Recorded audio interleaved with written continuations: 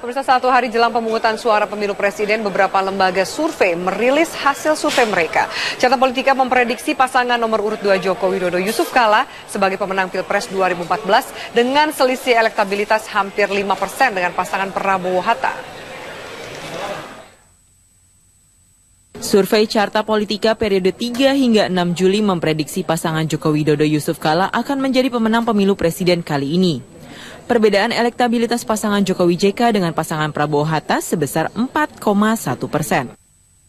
Direktur Eksekutif Carta Politika Yunarto Wijaya mengungkapkan pasangan Jokowi JK unggul dengan perolehan 49,2%, sedangkan pasangan Prabowo Hatta meraih 45,1% suara dengan margin error sebesar 2,8%. Menurut Yunarto, hasil survei ini juga menunjukkan undecided voters dengan mantap memilih pasangan Jokowi JK sebagai presiden dan wakil presiden pilihan mereka. Dikarenakan selain elektabilitas lebih tinggi, ketika kita coba membedah undecided voters yang masih tersisa sekitar 5,7%, kebanyakan secara karakter itu lebih berpihak kepada Jokowi JK. Selain itu juga ketika kita membaca tingkat kemantapan pilihan dari masing-masing pemilih, Jokowi JK juga ditempatkan secara lebih unggul dengan angka tingkat kemantapan pilihan sekitar 83%. Lembaga Survei Indonesia juga mengeluarkan rilis terbarunya terkait survei yang dilakukan pada tanggal 2 hingga 5 Juli lalu menggunakan metode random sampling dengan 400 responden. Pasangan Jokowi dan JK unggul dengan memperoleh elektabilitas sebesar 47,80%. Sementara pasangan Prabowo dan Hatta meraih 44,20%. Namun terdapat 8% pemilih yang belum menentukan pilihan mereka.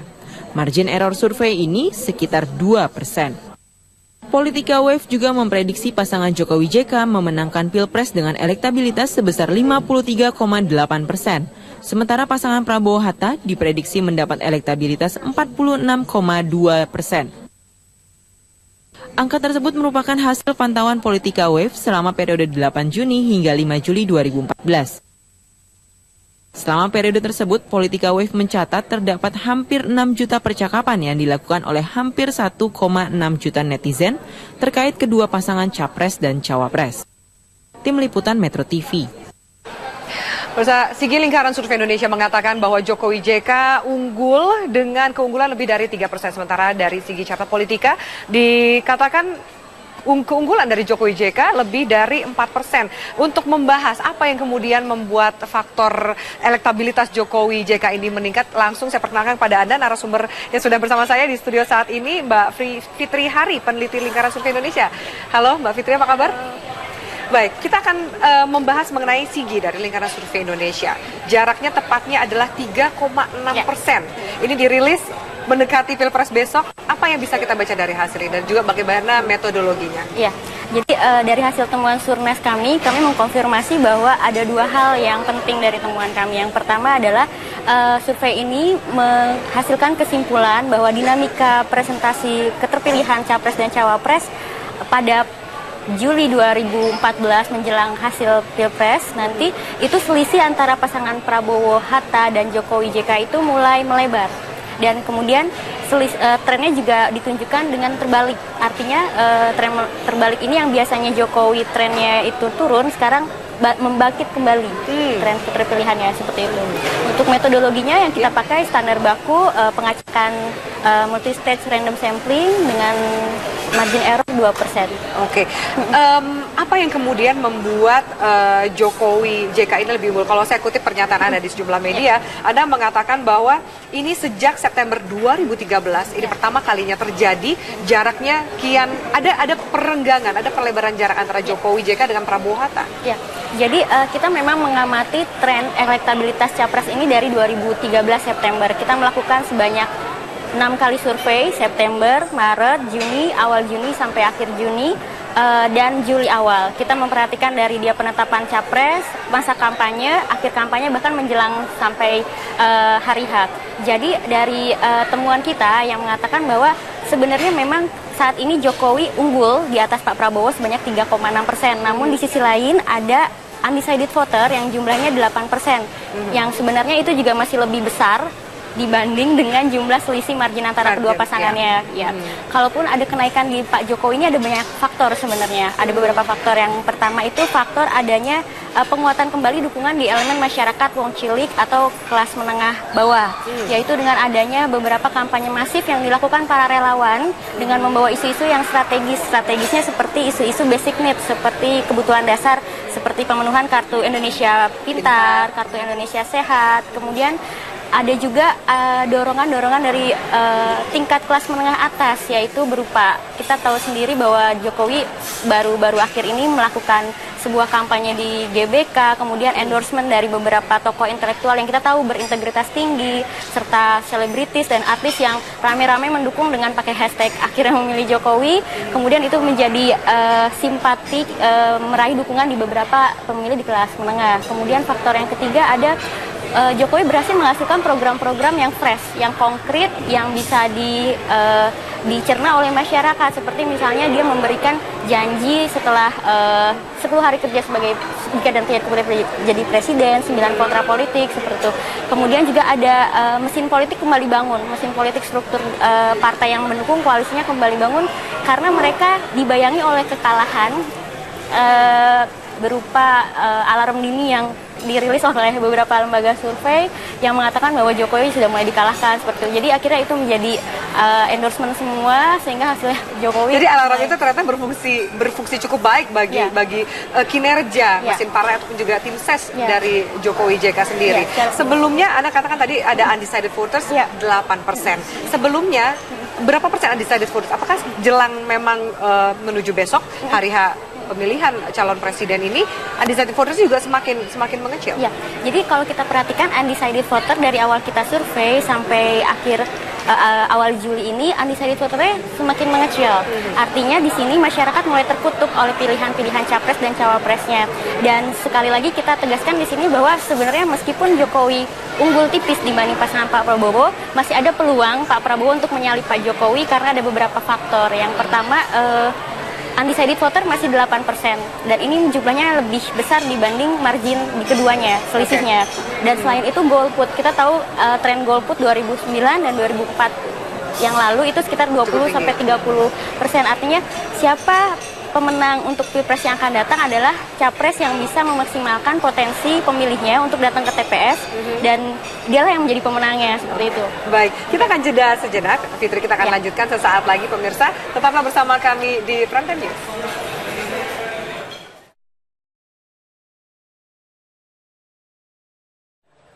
Pemirsa, terima kasih Anda masih bersama kami. Baru saja bergabung bersama kita Direktur Eksekutif Carta Politika Yunato Wijaya. Halo, Mas Toto, apa kabar? Malam. Baik, dan kita akan tanya, kalau tadi saya sempat mewawancarai dari lingkaran survei, ada keunggulan Jokowi lebih dari 3%, tepatnya 3,6%. Bagaimana dengan hasil dari Carta Politika sendiri? Ya, kita kebetulan baru rilis tadi sore, dan kalau dari sisi elektabilitas, pertama ditemukan data Jokowi masih unggul itu 4,1%, 49,2% melawan 45,1%, dengan responden 1.200, margin of error 2,83. Artinya andai kata ada sebuah penarikan data dengan selisih margin over 2,83% ke pihak Prabowo Hatta, tetap Jokowi masih unggul tipis. Walaupun tetap ada beberapa hal untuk memprediksi seperti kita berbicara mengenai kemantapan pemilih ya. Jadi masih ada sekitar 22% itu ternyata tidak mantap. Ini cukup besar, tingkat kemantapan sudah 78%. Dan tetapi kita bisa membedah kemudian pemilih mana yang lebih mantap. Nah, kalau kita lihat Prabowo Hatta ini sekitar 76,8% dari pemilihnya ini menyatakan sudah mantap, sementara Jokowi sekitar 83%. Jadi kemantapan juga lebih tinggi dari pihak ketika Jokowi ingin dilakukan sebuah analisis mengenai swing voters, akan lebih menguntungkan buat kubu Jokowi JK yang mungkin juga harus ditambah dengan variabel undecided voters. Nah, lagi-lagi ketika kita coba baca karakter undecided voters, karena sebaran pemilih dari Jokowi JK ini lebih merata baik secara demografis atau geografis, saya bahkan bisa memprediksi kalau tidak ada sebuah turbulensi atau sebuah intervensi secara masif, mungkin kemenangan ini akan lebih dari 4%. Kemenangan, jadi satu putaran gitu? Jelas satu putaran, karena kan tidak ada pilihan lain memang ya. Dan apa yang, pertanyaan yang sama, apa yang kemudian menjadi faktor keunggulan Jokowi JK? Ya, kalau kita baca dari elemen yang paling mendasar, bagaimana orang mengenal, bagaimana orang suka, dan kemudian biasanya berkorelasi linear sampai intention to vote atau elektabilitas, kita bisa melihat tingkat pengenalan sama-sama sudah optimal. Di atas 95% artinya seluruh masyarakat sudah mengenal, tapi tingkat kesukaan sampai hari ini, Jokowi masih di atas Pak Prabowo, sekitar 84-86%, Pak Prabowo sekitar 78 sampai 80%. Itu poin pertama yang paling mendasar. Yang kedua, memang kita juga melihat bagaimana karakter pemilih tadi ya, pemilih Jokowi yang cenderung lebih militan. Ada analisis yang sederhana, misalnya pemilih wanita atau perempuan itu lebih banyak pada Jokowi, dan ada yang mengatakan hipotesanya adalah pemilih ini lebih militan misalnya. Ada beberapa hal lain seperti masalah mobilisasi. Kita harus akui bahwa dari sisi mobilisasi, orang melihat spanduk, orang melihat iklan, itu ternyata lebih banyak yang melihat secara frekuensi ya, lebih banyak melihat Prabowo. Tetapi yang menarik misalnya dari sisi gerakan relawan, dari sisi door to door campaign atau pernah merasa dihubungi oleh relawan, Jokowi lebih tinggi. Jadi satu-satunya kemenangan Jokowi dalam konteks mobilisasi di level itu. Tapi yang menarik juga adalah dalam riset kita bisa temukan tingkat keterikatan dari pemilih yang didekati dengan cara serangan darat atau melalui door to door campaign ini biasa lebih kuat. Jadi ada beberapa hal yang menurut saya memang terakumulasi menjadi kekuatan atau nilai surplus dari Jokowi JK. Dari Jokowi JK. Baik, kalau dari lingkaran survei Indonesia sendiri nanti bisa dijawab usai jeda berikut ini, apakah kemudian selain juga keunggulan Jokowi dibanding Prabowo Hatta, adakah kemudian fakta lain ditemukan dalam survei yang dilakukan? Nanti kita akan lanjutkan usai jeda berikut ini. Pemirsa, tetaplah bersama kami di Metro TV.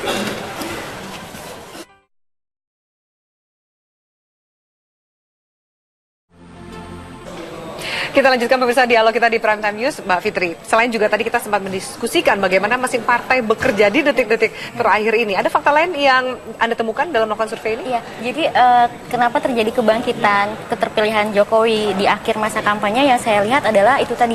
Karena Jokowi berhasil menghadirkan sesuatu yang fresh, yang baru, yang itu dinilai konkret oleh masyarakat. Sedangkan Prabowo dilihat sebagai masyarakat yang menghadirkan visi misi dan program yang konsisten begitu-gitu aja gitu. Jokowi di akhir masa kampanye menghasilkan sesuatu yang baru yang dirasa memikat simpati baik dari kelas menengah bawah ataupun menengah ke atas seperti itu. Oke, baik.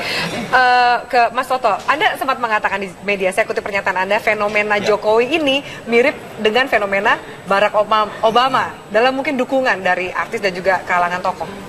Ya, pertama memang dari si personal branding pun Jokowi menjadi antitesa dari sebuah tradisi kepercayaan publik mengenai siapa itu pejabat, mengenai siapa itu presiden. Kita tahu mungkin baru sekarang kita melihat calon presiden, belusukan begitu ya. Calon presiden yang bajunya mungkin harganya sama dengan warga dan memiliki pendekatan yang sifatnya partisipatif. Itu poin paling penting. Dan itu juga yang dilakukan oleh Obama ketika orang melihat ada antitesa dari bagaimana gaya kepemimpinan Presiden Amerika selama itu, dan orang melihat ada orang yang nyinyir dalam tanda kutip ya, bagaimana mungkin seorang wali kota, seseorang yang bukan priai, seseorang yang tidak memiliki darah biru, sementara budaya feodal politik kita masih kuat, itu bisa masuk menjadi capres. Sama seperti ketika orang memandang sebelah mata orang kulit hitam, Barack Obama, orang kulit hitam itu bisa menjadi seorang presiden. Itu poin pertama. Poin kedua adalah bagaimana memang kemudian personal branding yang menjadi antitesa ini menularkan gaya kampanye yang menurut saya memang mirip dengan Obama. Lagi-lagi kata kunci adalah demokrasi partisipasi. Ketika kita melihat seluruh elemen bekerja, bukan hanya pemilu tidak lagi menjadi milik elit, tetapi ketika kemudian artis misalnya bekerja bukan secara top down, bukan ketika dibayar, mereka malah menghasilkan uang dalam tanda kutip ya untuk kegiatan kampanye, mereka menghasilkan sebuah karya kreatif tanpa dibayar, dan itu yang juga terjadi di level masyarakat. Bagaimana relawan-relawan ini bergerak secara sporadis, walaupun memang akhirnya menjadi beban, sulit untuk mengkoordinasikan begitu banyaknya relawan yang bergerak secara spontan. Oke, pertanyaan berikutnya kita akan lanjutkan. Dialog ini usai jeda berikut ini adalah ketika dari dua lembaga survei ini mengatakan ada keunggulan 3,6 sampai 4,1%. Keunggulan Jokowi JK, kita tahu bahwa 90% kampanye hitam ini menyerang justru pasangan Jokowi JK. Apakah ada pengaruhnya? Kita akan lanjutkan pemirsa sesaat lagi. Tetaplah bersama kami di Prime Time News.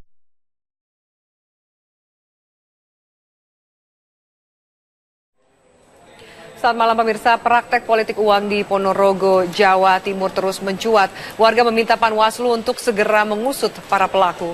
Praktek politik uang di Ponorogo pertama kali dilaporkan warga desa Turi, Kecamatan Jetis. Warga mengaku telah melaporkan praktik politik uang yang marak terjadi di desanya.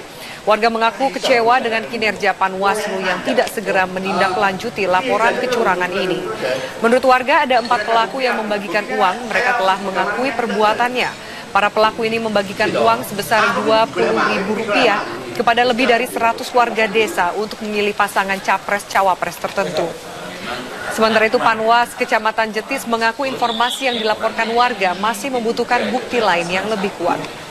Target dari orang yang membagian itu adalah memang pemuda itu. Ya. Nah, jadi ketika ketua umum jadi gitu loh, kita tahu dia adalah pengusung. Sekian headline news untuk saat ini. Headline news berikutnya akan hadir 1 jam dari sekarang. Jangan kemana-mana, Dialog Prime Time News akan kami hadirkan sesaat lagi. Tetaplah bersama kami.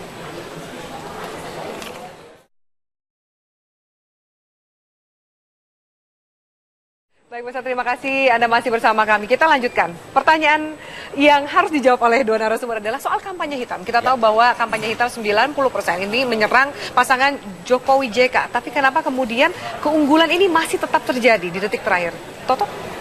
Ya, pertama saya ingin menyesalkan temuan survei kami memperlihatkan memang ketika kita tahu partisipasi sangat tinggi, antusiasme sangat besar, tetapi ada dominasi konstelasi isu yang mengarah kepada black campaign, bukan sebatas negatif campaign. Dan kalau kita lihat dari data, bahwa memang yang menjadi korban itu adalah Jokowi. Kalau kita coba baca top of mind dari masyarakat pemilih terhadap kedua kandidat ini, misalnya orang mendengar isu mengenai Jokowi ini adalah isu non-muslim, didanai pengusaha-pengusaha Tionghoa, lalu kemudian korupsi Transjakarta, Capres boneka.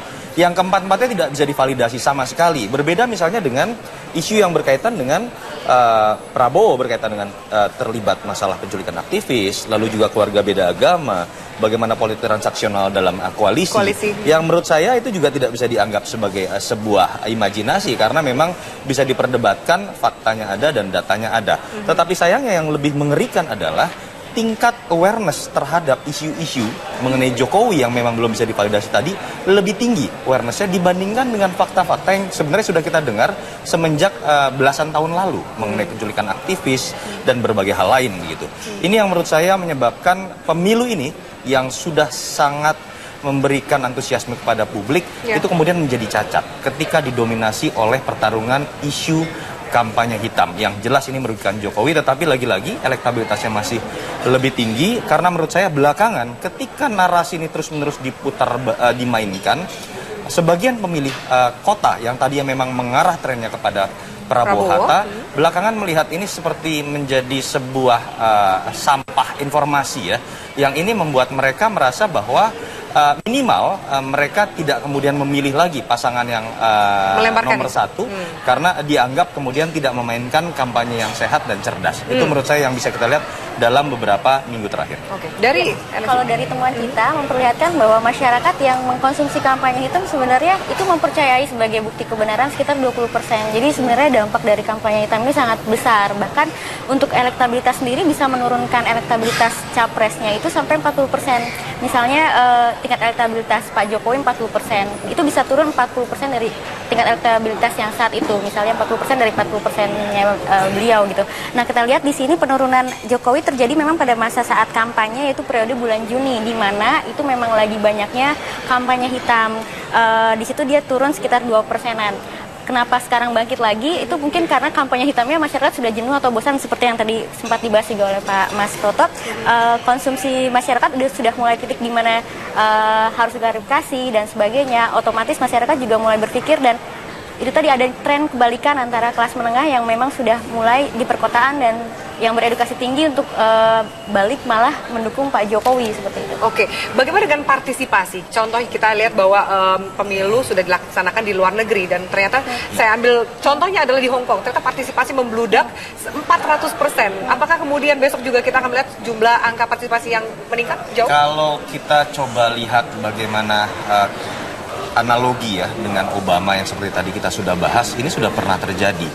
pada saat pada saat George Bush melawan Al Gore, itu misalnya terutama untuk segmen pemilih 18-25 tahun yang cenderung paling apatis, itu hanya sekitar 36% yang memilih, voters turnout-nya. Lalu kemudian ketika melawan John Kerry itu sekitar 41%. Dalam sejarah pertama kali Obama yang dianggap menjadi antitesa dari kegalauan masyarakat dan apatisme publik terhadap politik itu mengangkat tingkat partisipasi pemilih umur 18-20 sampai 69%. Dan itu kita temukan juga di survei, bagaimana dalam survei terakhir kita 92% menyatakan akan milih. Tentu saja hasil akhir tidak mungkin 92% karena akan ada golput administratif dan golput secara teknis. Tetapi kalau kita kemudian bedah bagaimana partisipasi pemilih ini menguntungkan salah satu kandidat, lagi-lagi kita melihat memang tingkat kemantapan dari orang yang menyatakan akan berpartisipasi lebih menguntungkan Jokowi. Itu yang menyebabkan kenapa Carta Politika tadi berani melihat andai kata terdistribusi normal, suara sisa 5,7% sebagai undecided, ini akan menguntungkan Jokowi dan berpotensi menang